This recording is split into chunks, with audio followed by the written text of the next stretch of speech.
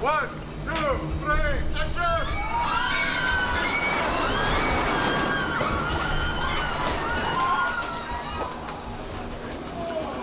There we go.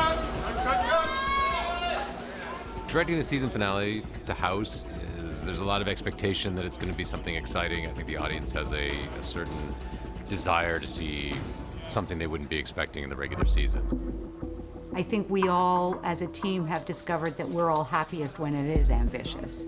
Succeed or fail, you know, we want to sort of give it our all and change things up at some time. So the season finale and like the episode that precedes it, the two-parter, is a little bit different. It really does mix it up stylistically. It was amazing. This whole bus crash sequence where Amber and House are on a bus that gets hit by a garbage truck. And Greg Utanis, who directed the first of the two-part episode about the bus crash, was the director in charge of sort of orchestrating all of those kind of stunts.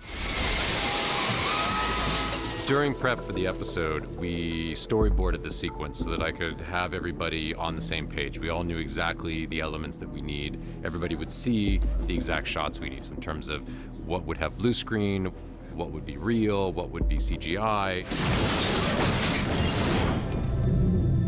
Once he's got his memory back, he remembers the crash in its entirety, and we're seeing the crash from beginning to end. And we do it all from inside the bus, so we never go outside and see the bus physically going through it. We're seeing it all outside the windows. And so there was a bus that was built on a sort of gadget for the whole bus to flip over. I think like all 360 degrees. Which is basically the back half of the bus put inside of a gimbal that will spin it upside down or side to side and can go any direction, so depending on what our needs are.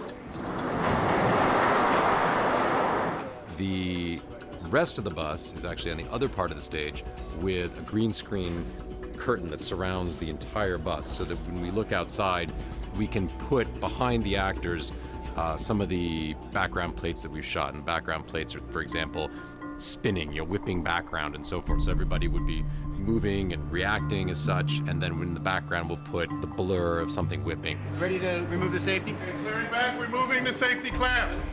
It has to be this two-part spectacular conclusion, which has sort of glam and bang of a high-action movie. And 1, 2, 3, action! Behind us is a process we call poor man's process, which is when the vehicle itself is not moving and we use light gags and so forth to create the illusion of movement. So in this case today, we had a couple of the actors on the bus, on the ground, throwing glass, blowing their hair, and shaking the camera to give the illusion that the bus was going through some treacherous and exciting element, when in fact it's just sitting completely still. Yeah, on that tailbone, all right? Okay, great, thanks. Jim, our stunt coordinator, is crucial to this sequence. My job is to make sure that the action on the show looks as great as it can possibly look while keeping everybody as safe as possible. So Jim, we can go through the boards. We can talk about exactly what we're going to need stunt people for. And the way we do it is we do it in pieces. Because there's two sections to the bus, there's the right and the left section as far as the seats go. I first put people in the right section to see what their bodies and what they're going to do. Then I take them out, put the people on the left side, see what they're going to do. And then once we've eliminated all the variables and know where people are going to land, basically, and what they're going to need as far as safety goes, I put all the elements together, and then we turned it over with everybody. So if you watch the episode, even though the bus technically only really went on its side, we cheated it by turning the bus completely upside down in order to get the most physical and dramatic moment to happen. It seems like it's chaos, but in fact it's extremely precise chaos.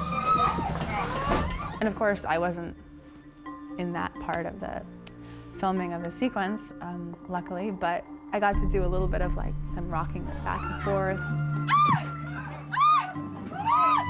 So that was fun to do stunt work. It was incredible.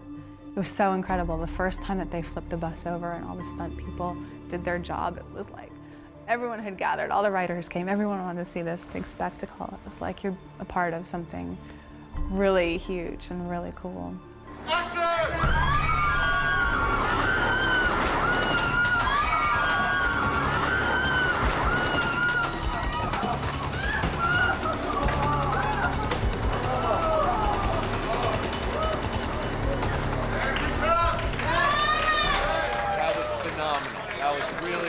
really good. So it actually was fantastic to be able to accomplish exactly what we set out to do. Everybody went full bore as to how can we make this extremely exciting, because it affects our main character so much. It isn't just a teaser with people we don't know yet. It's our main character in a horrific situation. So we have to really feel like we're with him and experience this accident with him. So it went great today. I was really, really happy.